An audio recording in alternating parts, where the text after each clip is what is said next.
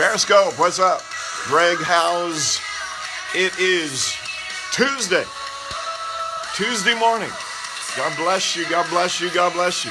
I think it's Tuesday, right? I think it's Tuesday. Whew. I haven't been getting enough sleep the last couple of nights. I'm glad you're with me this morning on Leader Scope. Good morning, good morning, good morning. Got your coffee going? Come on now. High energy Tuesday. God bless you so much. Coffee's going, the juicer's going, oatmeal on the table, breakfast is going. Come on now. Breakfast tacos, blueberry almond milk. Come on, where's all my people? Buffalo, New York, good morning. Good morning. No coffee yet, huh? You loved Kevin Leal last night. Okay, wonderful, wonderful. Kevin Leal was with us at Cornerstone last night. Muncie, Indiana is here. Yeah, high energy. Orlando. Durham, North Carolina. What happened to the Tar Heels last night? What happened? Virginia's here. Detroit. Dallas, Fort Worth. The Twin Cities of Texas. All right. The West Coast, Washington State, where all our apples come from. Good morning, good morning, good morning. The Netherlands. Good afternoon in the Netherlands. Indiana, the Bronx, Cincinnati. Alabama is here. All right. Roll Tide. God bless you guys. God bless you. Great to have you on the broadcast today. Great to have you with me. All right, all right, all right. Thank you for all the hearts. Every time you tap the screen, you release a heart. So keep tapping away. Thank you so much. Invite some people to come on the broadcast with you. That is much appreciated. I'm grateful for that. Thank you. Thank you, thank you, thank you. That just expands the territory for me and lets me speak to a few more people, so I appreciate that. Thank you so very, very much. Thank you. Several of you mentioned Kevin Leal. Hey, Sydney, Australia's here. All right, all right. I don't know what time it is over there, but hello. Hello, hello, Sydney. All right. God bless you. Kevin Leal was at Cornerstone last night. We had a great time with him. And if you are interested in that, his message from last night is on my Facebook page, and it's also on my YouTube channel. So if you just go to Greg Howes, G-R-E-G, and then H-O-W-S-E, YouTube, and then you'll find my YouTube channel and go to my videos, and you'll find Kevin Leal's message from last night. It says Kevin Leal at Cornerstone, so you can check that out. And hopefully that'll be an encouragement to your life and a strength to your life. Absolutely. Tomorrow night, Wednesday night, if you're in the Chicago area, we have Matthew Stevenson with us at Cornerstone. It's going to be a great time, so come on out, check it out, 7 p.m. Wednesday evening, if you happen to be in the Chicago area. Well, yesterday was Motivate Monday, and today is Teaching Tuesday. And so I want to just do some teaching today. And really what I want to do is go back to some things I was sharing with our church tribe this last Sunday concerning restoration, concerning the Watchman's ministry. And I just want to reiterate some of the things that I was speaking to Cornerstone this past Sunday morning. And I think that this will be beneficial for you as well. I know I have some Cornerstone people on here, so this will be a repeat for you. But for those of you that are not part of Cornerstone, you're in other states, other parts of the world, just listen in and let this be an encouragement to your life. You know, the grand narrative of Scripture is much about restoration. It's much about restoration. The Bible is God's story. It is the story that God tells us. God is the master storyteller. And so he's telling us a story in Scripture. It begins with creation. And in creation, everything is shalom. Everything is at peace. Everything is working together in harmony as God intended it to be. Then we come to Genesis chapter 3, where the serpent is introduced. And when the snake comes around, we have what we call the fall, where Adam and the woman fall into sin by their own disobedience, their own rebellion. There is a way that seems right unto a man. The serpent makes it seem right, but the end of that is destruction. And so the fall comes in Genesis chapter 3. The third part of God's story is called redemption. So from Genesis 4 all the way through to the Gospels, you see God reaching out with love, with grace, with wisdom to redeem fallen humanity. The crescendo of that effort of redemption is the coming of Jesus and his death on the cross, and then the resurrection from the dead. Through the cross and the resurrection, we are redeemed. Following that becomes the final stage of God's story, which we would call restoration.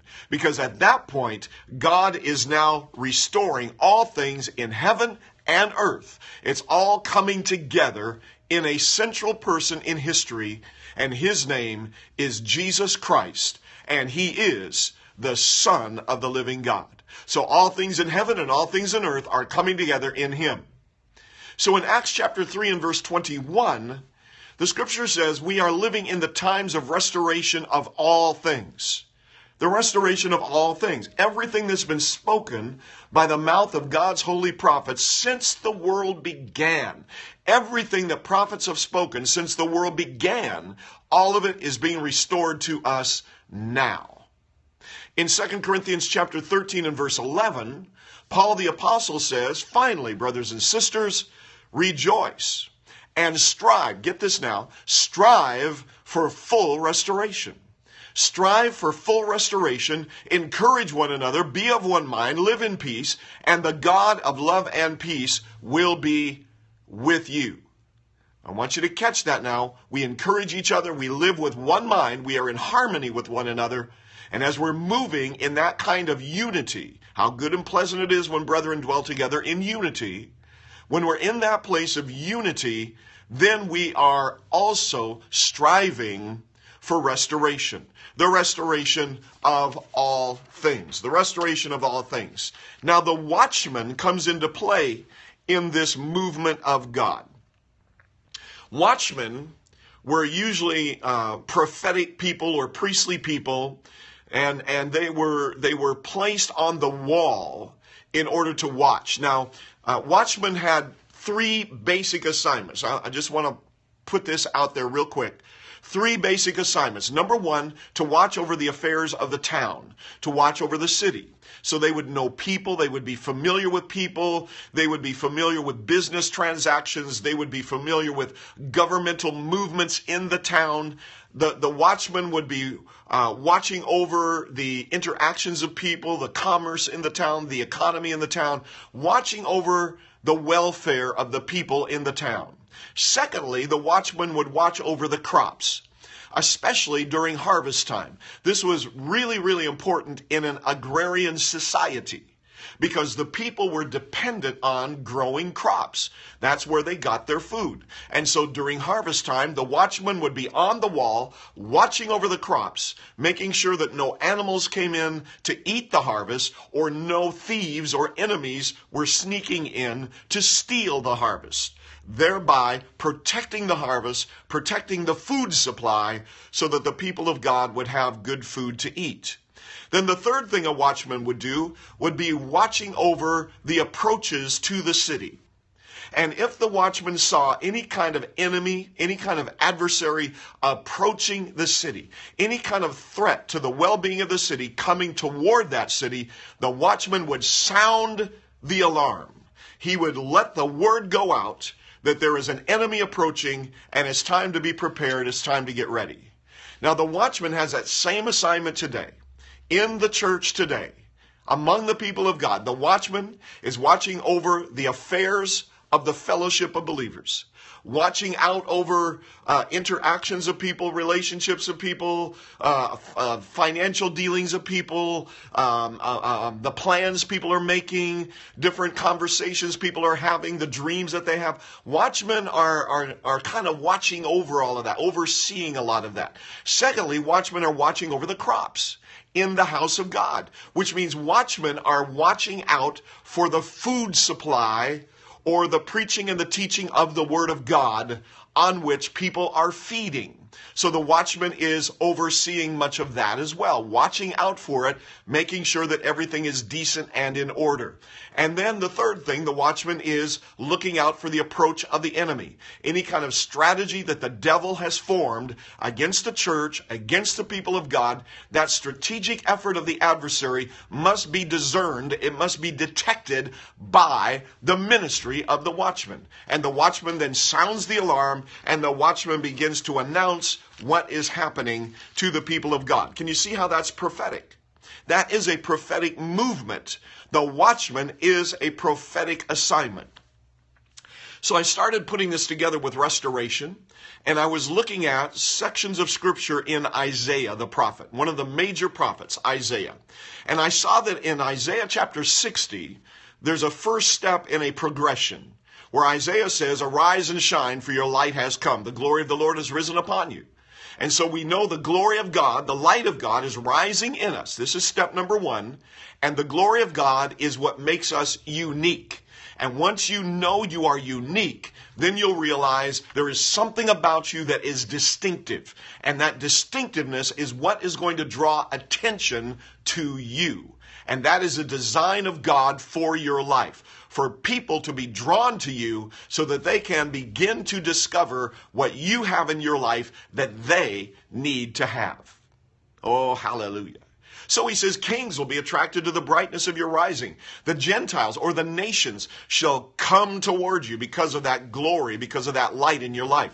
Then you go to Isaiah 61 and you have the scripture that Jesus read in the synagogue. The Spirit of the Lord is upon me, and he has anointed me.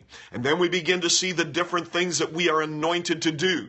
Preaching the good news to the poor, healing the brokenhearted, setting the captives free. All of these different things that we are anointed to do. So we are anointed to fulfill the assignments that God gives to my life.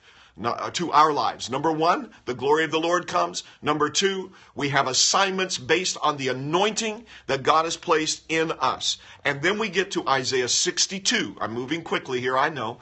But Isaiah 62 is where he now says, "For Zion's sake, I will not hold my peace. And for Jerusalem's sake, I will not rest until her righteousness goes forth as brightness and her salvation as a lamp that burns." So now we see this movement of restoration going from the glory of God is on me, making me distinctive, attracting attention. The anointing is here to empower me for assignments, for a mission, to bless people's lives. And then I realize that I now have a mission to lift up my voice and cry out to the Lord and continually call on his name. And we're not going to give him any rest until the righteousness of God's people goes forth as brightness, and the salvation of God's people is going to burn like a torch or like a lamp. Then he says in verses 6 and 7, "I have set watchmen on your walls, O Jerusalem. They shall never hold their peace day or night. You who make mention of the Lord, do not keep silent and give him no rest until he establishes and until he makes Jerusalem a praise in the earth." So the scripture lets us know it is God who sets the watchman in place.